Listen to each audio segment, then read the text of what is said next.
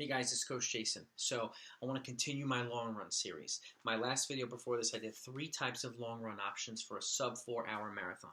Today I'm going to go over 3 types of long run options to help you achieve a sub 3:30 marathon, whether it be you or the athletes you're coaching. Okay, and as we know, a long run is one of the most important components, if not the most important component to marathon training. Okay, and at this point, at a sub 3:30, you probably have some marathon training underneath your belt already. Okay, you may have run a couple of marathons, or maybe this might be your second, or this could be your first, and you could have just moved upward from shorter race training as well. In which case, you still have experience. Okay. With that said, I'll make one caveat. Okay, if depending on what your training volume is, okay, my personal recommendation, and I have tried in programs, and I've used programs for people to get under 4 hours all the way and to get under 2:30 for the marathon. 60 miles per week is the minimum cutoff for you to get the long run up to 20 miles per week for a long run. Okay, that's my personal recommendation. That itself is about 33% of the long run. That's pretty high. Okay, that's a third of the weekly volume. Ideally, you want it to be about 20% of your weekly volume.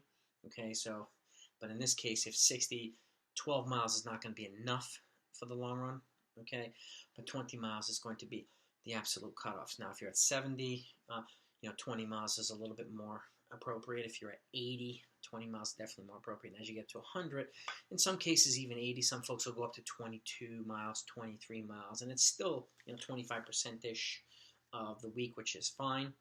But at some point it should be at least 20% and no more than about 33% of the long run. Okay, now with that said, let's go over some paces. I'll give you the paces for a sub 3:30 marathon, in which this case I have a 3:29:30 as the kind of target point, which is 30 seconds faster, so you have a little bit of margin for error.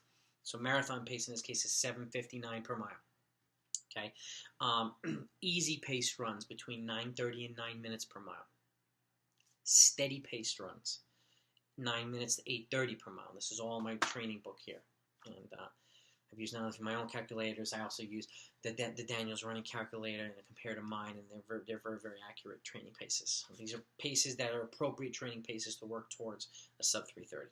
Okay, half marathon pace equivalent is 7:42 per mile. Okay, 10K pace is 7:20 per mile. 5K pace is 7:04 per mile. Okay, and 90 to 95%, and you'll find out what that is in a minute, is 8:48 to 8:24 per mile. Okay, those are the training paces I want you to keep in mind. 5K pace and 10K pace is good speed endurance and good VO2 max type work for the marathon. Okay, so it's a very important component to it.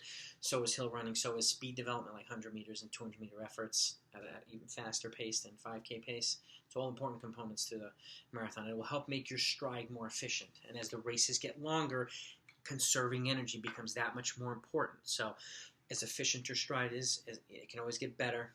And the more efficient you get and the more energy you conserve, the better off you're going to be in a marathon. Because we know it's not like a 5K. Okay, you can't come back next week and do it again. And it's not like a 5K where you're just going to absolutely die or rig at 2 miles or something like that. At the 20-mile mark, if you get there for the marathon, that's when things in the body start to change and shut down, and you start to feel different.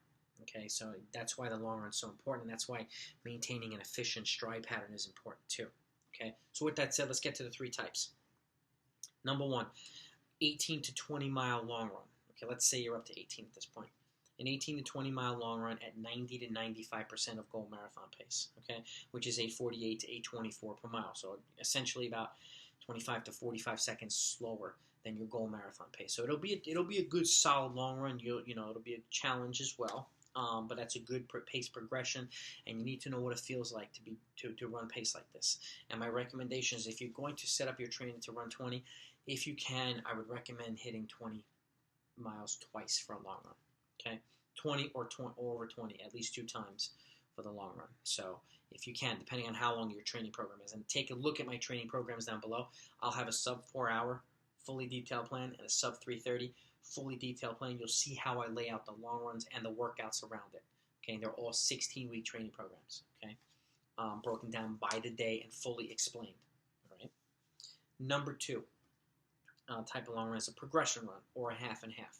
Okay, and I've used half and half for my sub 4-hour long runs video as well, and I'll also put that in the description so you can take a look at the 3 types of long runs for the sub 4. Okay, Half and half is essentially you run half the distance of your run.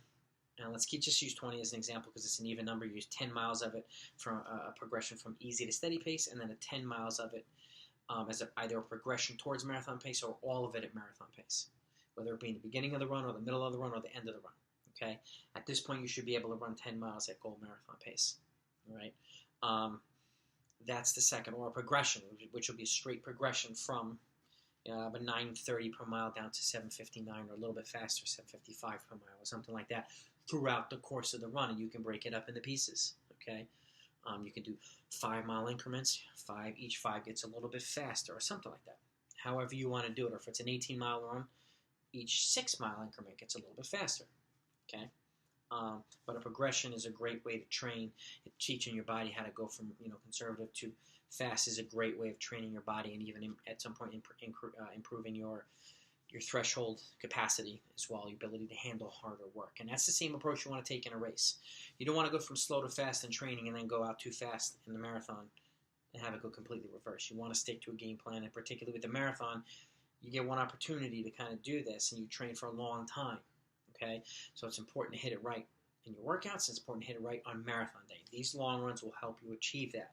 Okay, that's number 2. Number 3, a long run with bursts in it. Okay, in this case, and you'll see the progression from this long run to a sub 4-hour marathon long run. Okay, so this is a long run with either 6 to 8 by 1,000 meter efforts with a 400 meter jog in between or after each one, between 4:35 and 4:15, okay, which is 10K pace down to about 5K pace, all right, over the reps, or 8 to 10 by 1,000 meter efforts at threshold pace with a 1-minute recovery at 4:42 to 4:36. Those paces are slower than the other paces, but they're also at the appropriate threshold pace for a sub 3:30 marathon, and you'll be able to do more volume at threshold pace than you would at the faster pace. But either one would be of a great benefit, okay, in the situation for the run. It'll teach you how to accelerate during the long runs, change paces, and then settle back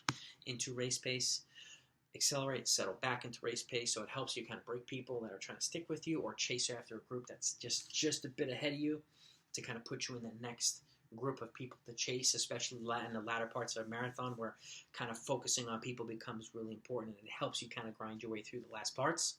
Okay, so those are my three types of long runs. Okay, 18 to 20 mile long run that you repeat at least twice before the marathon at 90 to 95%. Then you have your progression or half and half long run. Okay, and then you have your long run with 1,000 meter efforts, either at 10K to 5K pace or at threshold pace, whichever one you feel is most appropriate for yourself and your athletes. And you do that continually throughout the long run. Okay, these are all continuous runs. So, with that said, I hope this was helpful. If you enjoyed it, if you found it helpful, hit that thumbs up. And if you haven't subscribed yet, please do so. You'll find a lot of the videos that I put out here very, very informative and very valuable. And if you don't want to miss the videos that I'm going to be putting forward, and the next one's going to be 3 long run options for a sub 3-hour marathon, make sure you hit that notification if you haven't hit it yet, okay? With that said, be safe out there, okay? Train smart, keep yourself healthy, hydrate, stretch, look out for each other, and I will talk to you next time.